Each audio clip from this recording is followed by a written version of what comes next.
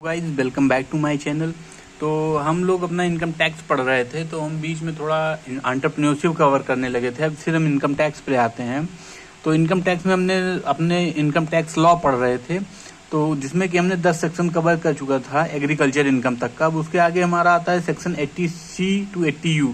Section 80C to 80U में क्या बताता है? इसमें डिडक्शन बताता है, deduction limit under income tax act 1961, कि हमें एक्सपेंडिचर करने प्रीवियस ईयर में एक्सपेंडिचर पे हमें कितना अमाउंट हम क्लेम कर सकते हैं, किस किस तरीके का डिडक्शन होता है, ये सब इसमें बताया गया है। तो it explains about the deduction permitted by the income tax act 1961। The list of expenditure incurred by a tax pay in a previous year is as a claim is called a deduction. तो deduction जो है ये income tax act 1961 permit किया गया है। The list of expenditure incurred bye tax पे, मतलब वो खर्चे जो कि टैक्स पे पिछले साल किया उसको अब क्लेम कर रहा है, वो क्या, उसको क्या कहते हैं? उसको डिडक्शन कहते हैं। सेक्शन 80C, सेक्शन 80C में क्या है कि it is allowed to individual and HUF। Section 80, अब देखिए डिडक्शन में कई सारे सेक्शन आते हैं, 80C टू 80U तक आता है। तो हम एक एक सेक्शन पढ़ेंगे इसमें। तो 80C में क्या बताता है कि पहला सेक्शन है 80C, it is allowed to an individual and HUF। जो सेक्शन 80C है इसमें डिडक्शन किसको किसको मिलता है? इंडिविजुअल को और HUF को, दो लोगों को डिडक्शन मिलता है। The maximum limit of standard deduction under section 80C is ₹1,50,000 per annum. जो मैक्सिमम लिमिट होगा डिडक्शन का सेक्शन अंडर सेक्शन 80C में, वो कितना होगा? 1.5 लाख तक। 1.5 लाख तक के अमाउंट का डिडक्शन मिलेगा, उससे ज्यादा का डिडक्शन हमें नहीं मिलेगा पर एनम पे। It is permitted for the following investment. अब देखते हैं कि किन किन इन्वेस्टमेंट पे हमें ये 80C के अंडर डिडक्शन मिलेगा 1.5 लाख तक का। Payment of life insurance premium LIP of LIC के जो हम लाइफ इंश्योरेंस प्रीमियम पे करते हैं उस पर जो डिडक्शन मिलेगा उसमें हमारा एग्जाम्प्ट होगा। तो उसमें देखिए 2 कंडीशंस होती हैं लाइफ इंश्योरेंस प्रीमियम वाले में। फॉर अ नॉर्मल, जिसमें कि पहली कंडीशन है फॉर अ नॉर्मल पर्सन जो कि फिजिकली फिट हो, उनके लिए क्या कंडीशन है कि अगर बिफोर 1 अप्रैल 2012, अगर जो उनकी पॉलिसी है वो 1 अप्रैल 2012 के पहले की है, तो जो एक्चुअल प्रीमियम पेड किए हैं, वो जितना प्रीमियम अमाउंट पेड किए हैं, या 20% of policy amount, which ever is less, दोनों में से जो कम अमाउंट होगा वही उनको डिडक्शन मिलेगा।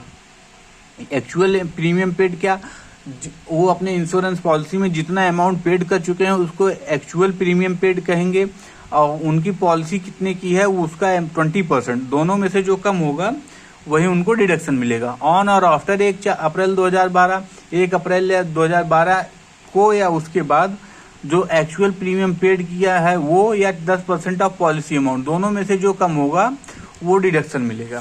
और ये पहला केस हो गया कि फिजिकली फिट नॉर्मल पर्सन के लिए। अब इसके बाद हमारा आता है सेकंड, डिसेबल्ड पर्सन, दूसरे नंबर पे। ऑन और ऑफ, इसमें बिफोर नहीं होता, इसमें ऑन और आफ्टर 1 अप्रैल 2012 ही होता है। अगर इसमें एक्चुअल प्रीमियम अमाउंट और 15% ऑफ पॉलिसी अमाउंट, दोनों में जो कम होगा वही डिडक्शन मिल जाएगा। तो अब इसका एक हम पहले क्वेश्चन देख लेते हैं, इसको क्लियर करते हैं कैसे डिडक्शन मिलेगा। जैसे मान लीजिए लाइफ इंश्योरेंस पॉलिसी का अमाउंट है 4 लाख बिफोर 1 अप्रैल 2012, और उसके बाद क्या है कि प्रीमियम पेड 95,000, उसमें प्रीमियम कितना मिला है? 95,000। ये डायरेक्ट क्वेश्चन है। उसके बाद दूसरा क्वेश्चन है कि लाइफ इंश्योरेंस प्रीमियम 2.5 लाख का है after 1 April 2012, premium paid 18,000। Life insurance policy for disabled person 8 lakh है 1 अप्रैल 2012 के बाद, प्रीमियम 1 लाख का है। Calculate qualifying amount under section 80C। तो इसमें हम देख लेते हैं क्वालिफाइंग अमाउंट क्या होगा। तो पहला LIP है बिफोर 1 अप्रैल 2012, तो ये बिफोर 1 अप्रैल 2012 वाली केस है, मतलब ऑन और आफ्टर नहीं है, बिफोर 1 अप्रैल 2012। तो बिफोर वाली केस में कौन सी कंडीशन लग रही थी हमारी? बिफोर वाली कंडीशन में है एक्चुअल प्रीमियम पेड या 20% of policy amount, which ever is less. तो एक्चुअल प्रीमियम पेड हमारा 20% ऑफ पॉलिसी अमाउंट, पॉलिसी कितने की है हमारी? 4 लाख की पॉलिसी है। ऊपर देखिए पहले ए वाले में 4 लाख की पॉलिसी है, उसका 20% यानी 80,000, और एक्चुअल प्रीमियम 95,000, दोनों में से जो लेस है 95,000, 80,000 में से जो लेस है 80,000, वही हमारा डिडक्शन मिल जाएगा। दूसरा केस है कि life insurance policy amount 2.5 lakh है, और ये आफ्टर 1 अप्रैल 2012 है, तो ये हमारी कौन सी केस हो गई फिजिकली फिट में, दूसरी वाली के 10% ऑफ पॉलिसी अमाउंट वाला। तो life insurance after 1 April 2000 10% of policy और एक्चुअल प्रीमियम, तो 2.5 लाख का 10% 25,000, एक्चुअल प्रीमियम 18,000 है। दोनों में से जो कम हो 18,000 कम है तो 18,000 हमको क्या मिल जाएगा, डिडक्शन मिल जाएगा। तीसरी केस है हमारी लाइफ इंश्योरेंस प्रीमियम की, जिसमें डिसेबल्ड पर्सन के लिए होता है। डिसेबल्ड पर्सन के लिए क्योंकि इसमें कहा गया है life insurance policy for disabled person. Premium कितने का है, 8 लाख का है, आफ्टर 1 अप्रैल 2012 है, और प्रीमियम पेड कितना है, 1 लाख का है। तो पॉलिसी अमाउंट कितनी थी इसकी, इसमें प्रीमियम 15% ऑफ पॉलिसी अमाउंट या एक्चुअल प्रीमियम, ये सिचुएशन थी। तो पॉलिसी इसमें थी हमारी 8 लाख की, 8 लाख का 15% 1,20,000, एक्चुअल प्रीमियम 1 लाख का था। तो दोनों में से जो कम होगा, तो 1 लाख कम है तो 1 लाख हमको क्या मिल जाएगा, डिडक्शन मिल जाएगा। लेकिन ये कितने तक डिडक्शन मिलेगा, ये डिडक्शन हमको सिर्फ 1.5 लाख तक मिलेगा। अगर 1.5 लाख से ज्यादा होता है तो हमको डिडक्शन नहीं मिलेगा। 1.5 लाख रुपए तक डिडक्शन मिलेगा। अगर 1,60,000 इसका हो गया, 1,80,000 इसका होगा, 1.5 लाख का डिडक्शन मिलेगा। तो टोटल डिडक्शन अमाउंट कितना हो गया, 80,000, 18,000, 1 लाख, तो 1,98,000। ये हमारा हो गया पहला इन्वेस्टमेंट। उसके बाद दूसरा इन्वेस्टमेंट पे हमारे क्या आता है, investment in national saving scheme 1992 NSS। जो नेशनल सेविंग स्कीम होती है, इसमें हम जो इन्वेस्टमेंट करते हैं ये फुल्ली एग्जेम्प्टेड होता है। इस पे हमको एग्जेम्प्टेड नहीं होता, इस पे हमको क्या मिलता है, डिडक्शन मिलता है under section 80C। Investment in national saving certificate part 8, ये हम जब पढ़ेंगे नेशनल सेविंग सर्टिफिकेट पार्ट 8 तब उसमें हम स्पेसिफिक देखेंगे क्या होता है। इस पे हमको डिडक्शन मिलता है। Investment in ULIP of UTI scheme 1964। ULIP क्या होता है, unit linked insurance plan. UTI क्या होता है, यूनिट ट्रस्ट ऑफ इंडिया। इसमें हम जो इन्वेस्टमेंट करते हैं उस पे हमको क्या मिलता है, डिडक्शन मिलता है। Investment in share and debenture except section 54। Share and debenture में हम जो है इन्वेस्टमेंट करेंगे उस पे हमको क्या मिलेगा, उस पे हमको डिडक्शन मिलेगा, लेकिन सेक्शन 54 को छोड़कर। अब 54 हम आगे पढ़ेंगे तब देखेंगे क्या होता है। उसके बाद investment in bond of NABARDs. NABARD के बॉन्ड्स में जो आप नेशनल एग्रीकल्चरल बैंक जो रूरल एंड डेवलपमेंट बैंक होता है उसके शेयर्स को आप परचेज करेंगे, इन्वेस्ट करेंगे उसमें, तो उसमें भी हमको क्या मिलेगा, डिडक्शन मिलेगा। Investment in national housing scheme, जो नेशनल हाउसिंग स्कीम में इन्वेस्टमेंट करते हैं उनको क्या मिलेगा, डिडक्शन मिलेगा। Investment in fix deposit account, जो फिक्स डिपॉजिट FD अकाउंट होता है उसमें जब जो इन्वेस्टमेंट होता है उस पर भी हमको क्या मिलता है, डिडक्शन। लेकिन कब डिडक्शन मिलेगा, जब कम से कम 5 साल या उससे ज्यादा का हमारा FD अकाउंट हो। Investment in account for 5 yearly post office saving bank account. ये 5 yearly post office saving bank account मतलब क्या, कि जो post office saving bank account है उसमें अगर हमारा 5 ईयरली का इन्वेस्टमेंट है तब उसमें हमको क्या मिलेगा, डिडक्शन मिलेगा। Repayment of loan for the purpose of purchase और कंस्ट्रक्शन ऑफ हाउस। आप लोन लिए हैं क्या करने के लिए, घर बनाने के लिए या घर खरीदने के लिए, तो उस पे उसका जो लोन का आप रीपेमेंट कर रहे हैं उसमें आपको क्या मिलेगा, डिडक्शन मिलेगा under section 80C। Payment of tuition fee of 2 children, अगर 2 बच्चों की आप ट्यूशन फी दे रहे हैं तो उसमें आपको क्या मिलेगा, डिडक्शन मिलेगा अंडर सेक्शन 80C। इन्वेस्टमेंट इन डिफर्ड एन्युटी प्लान, अगर आप ये डिफर्ड एन्युटी प्लान मतलब क्या होता है, एन्युटी प्लान मतलब एनुअल इंस्टॉलमेंट पेमेंट। आप किसी चीज पे एनुअल इंस्टॉलमेंट पेमेंट कर रहे हैं तो उस पर आपको क्या मिलेगा, डिडक्शन मिलेगा under section 80C। Investment in Sukanya Samriddhi Yojana, ये जो सुकन्या समृद्धि योजना गवर्नमेंट चला रही है इसमें भी अगर आप इन्वेस्टमेंट करते हैं तो इसमें भी आपको डिडक्शन मिलेगा। इन्वेस्टमेंट इन जीवन धारा जीवन अक्ष योजना ऑफ LIP, ये जो लाइफ इंश्योरेंस पॉलिसी की जीवन धारा और जीवन अक्ष योजना है इसमें भी इन्वेस्टमेंट करने पे क्या मिलेगा, डिडक्शन मिलेगा under section 80C। Investment in pension fund scheme setup by UTI unit trust of India, ये जो unit trust of India pension fund scheme setup की है इसमें भी अगर आप इन्वेस्टमेंट करते हैं तो इसमें भी आपको क्या मिलेगा, डिडक्शन मिलेगा अंडर सेक्शन 82। तो डिडक्शन कितने तक मिलेगा, अभी हमने देखा शुरू में 1,50,000 तक डिडक्शन मिलेगा, मतलब 1.5 लाख तक। 1.5 लाख से ज्यादा डिडक्शन नहीं मिलेगा। National pension scheme setup by central government NPS, central government जो नेशनल पेंशन स्कीम बनाई है उस पे भी हमको डिडक्शन मिलेगा under section 82, maximum limit 1.5 lakh. Investment provident fund, provident fund में हम जो इन्वेस्टमेंट किए हैं उस पे भी हमको क्या मिलेगा, डिडक्शन। अब प्रोविडेंट फंड हमारे 3-4 प्रकार के होते हैं, जैसे सबसे पहला हमारा स्टैट्यूटरी प्रोविडेंट फंड, दूसरा है पब्लिक प्रोविडेंट फंड, तीसरा है रिकॉग्नाइज्ड प्रोविडेंट फंड, चौथा है अनऑर्गेनाइज्ड प्रोविडेंट फंड, पांचवा है सुपर एन्युएशन प्रोविडेंट फंड। अब ये 5 केसेस हैं प्रोविडेंट फंड के। तो HTC is not allowed to unrecognised provident fund. इनमें से जो पांचों हैं, पांचों में ये जो वाला है डी वाला अनरिकॉग्नाइज प्रोविडेंट फंड, इसमें हमको HTC एप्लीकेबल नहीं होगा, इसमें डिडक्शन नहीं मिलेगा। बाकी जो चारों हैं उसमें हमको क्या मिलेगा, डिडक्शन मिलेगा अंडर सेक्शन 80C। उसके बाद आता है investment in unit of mutual fund scheme. Mutual fund scheme, अगर यूनिट मतलब शेयर, कुछ पार्ट, अगर उसमें आप कुछ इन्वेस्टमेंट करते हैं तो उसमें भी आपको क्या मिलेगा, deduction under section 80C। Investment in equity linked saving scheme ELSS, इसमें भी अगर आप इन्वेस्टमेंट करते हैं तो आपको क्या मिलेगा, deduction under section 80C। Investment इन senior citizen saving scheme SCSS, इसमें क्या मिलेगा, इसमें भी आपको डिडक्शन मिलेगा अंडर सेक्शन 80C। और maximum limit of deduction under section 80C is 1.5 lakh रुपए। तो ये थे हमारे कुछ इन्वेस्टमेंट जिसमें हमको सेक्शन 80C में जो एप्लीकेबल हैं, जिसके लिए हमको सेक्शन 80C में का 1.5 लाख का डिडक्शन मिलेगा। अब इसके बाद हमारा आता है सेक्शन 80CCC। सेक्शन 80CCC क्या बताता है, किसके, ये सबसे पहले देखेंगे ये किसके लिए होता है। ये एक नेचुरल पर्सन, इंडिविजुअल के लिए होता है, यहाँ पे ये HUF के लिए नहीं होता। It is made for the investment in pension fund scheme in notified concern.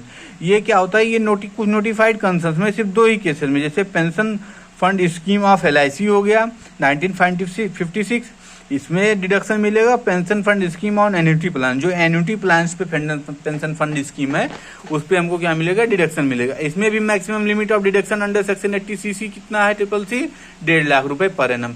इसमें भी मैक्सिमम लिमिट जो है डिडक्शन का वो भी कितना है, 1.5 लाख तक का है। अब फिर तीसरे पे हमारा आता है सेक्शन 80CCD। तो सेक्शन 80CCD क्या है कि it is also allowed to an individual, ये इंडिविजुअल को, ये भी सिर्फ इंडिविजुअल को मिलता है, नेचुरल पर्सन को। It is made for the investment in pension fund scheme of central government, national pension scheme and Atal pension Yojana. अगर सेंट्रल गवर्नमेंट की जो पेंशन दे रही है, नेशनल पेंशन स्कीम है या अटल पेंशन योजना के अंतर्गत जो पेंशन स्कीम है, इसमें जो इन्वेस्टमेंट करते हैं इसमें भी आपको क्या मिलेगा, डिडक्शन मिलेगा अंडर सेक्शन 80CCD। तो section 80CCD is classified into 3 part. ये 3 पार्ट में डिवाइड किया गया है, जिसमें कि पहला है section 80CCD part 1, section 80CCD part 2, section 80CCD part 1B। तो सबसे पहले हम देखते हैं सेक्शन 80CCD पार्ट 1 क्या है। It explains about the investment in pension fund scheme by employee contribution. Employee contribution जो करता है अपना पेंशन फंड स्कीम में, उसको सेक्शन 80CCD पार्ट 1 में देखा गया है।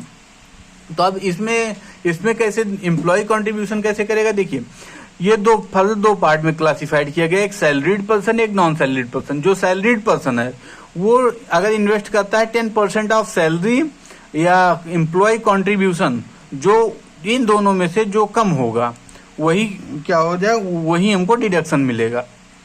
अगर नॉन सैलरीड पर्सन है तो तब इसके केस में हमको डिडक्शन कैसे मिलेगा कि 20% of GTI gross total income. हम पीछे वाले वीडियोस में कवर किए हैं GTI क्या होता है। तो 20% ऑफ GTI या एम्प्लॉइज कॉन्ट्रीब्यूशन दोनों में से जो कम होगा उतना हमें क्या मिलेगा, डिडक्शन मिलेगा अंडर सेक्शन 80CCD पार्ट 1। ये employee, it explains about investment in pension fund scheme by employees contribution. Employee contribute करके जो पेंशन फंड स्कीम में इन्वेस्ट करता है उसमें हमको कितना डिडक्शन मिलता है, ये हमने देख लिया 2 cases, salaried person, non salaried person. अब इसको और क्लियर हम करते हैं एक क्वेश्चन देख के कि mister Shyam is a government employee on monthly salary of ₹30,000 per month. If he invested in pension fund scheme of central government amount ₹40,000 per annum, calculate amount of deduction under section 80CCD part 1. Mister Shyam Sharma ji हैं एक लोग जो कि government employ हैं, उनकी monthly salary कितनी है 30,000 per month की। अगर वो pension fund scheme of central government में इन्वेस्ट कर देते हैं 40,000 रुपए पर एनम, तो उनका डिडक्शन उनको कितना मिलेगा 80CCD पार्ट 1। तो वो कौन है, गवर्नमेंट एम्प्लॉय है, मंथली सैलरी मतलब सैलरीड पर्सन है, मतलब ये वाला केस है सैलरीड पर्सन है, तो उनकी 10% ऑफ सैलरी और एम्प्लॉय कॉन्ट्रीब्यूशन में से जो कम होगा वही क्या हो जाएगा डिडक्शन। तो इनका सैलरी कितनी हो जाएगी 30,000 पर मंथ है, तो 30 into 12 कर देंगे, 3,60,000 इनकी सैलरी हो जाएगी और कंट्रीब्यूशन कितना है 40,000। तो 3,60,000 का 10% यानी 36,000 और 40,000 में से जो कम होगा 36,000 कम है तो वो क्या हो जाएगी, इनका डिडक्शन हो जाएगा। हम फिर इसमें देख लेते हैं क्वेश्चन में, सॉल्यूशन में।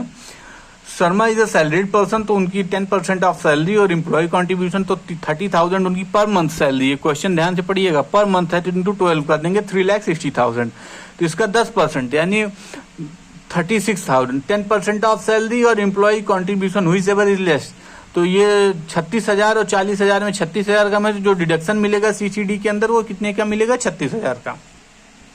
एक क्वेश्चन और देखते हैं कि mister Sahil is a non salaried person, ये नॉन सैलरीड पर्सन डायरेक्ट लिख दिया, and his GTI is 10 lakh per annum if he invested rupees 1,80,000 per annum into pension fund scheme of central government, then compute his deduction under section 80 CCD part 1। जैसे mister साहिल है, एक non salaried person है जिनकी GTI है 10 लाख रुपए per annum, अगर वो 1,80,000 pension fund scheme में इन्वेस्ट कर देते हैं तो उनका डिडक्शन कितना मिलेगा अंडर सेक्शन 80 सीसीडी पार्ट 1। तो Sahil is a non salaried person, तो उनकी जीटीआई 10 लाख का 20% 2 लाख हो जाएगा, एम्प्लॉय कॉन्ट्रीब्यूशन 1,80,000 ये किए हैं इन्वेस्टमेंट, दोनों में से जो कम है 1,80,000 कम है, यही इनको डिडक्शन मिल जाएगा।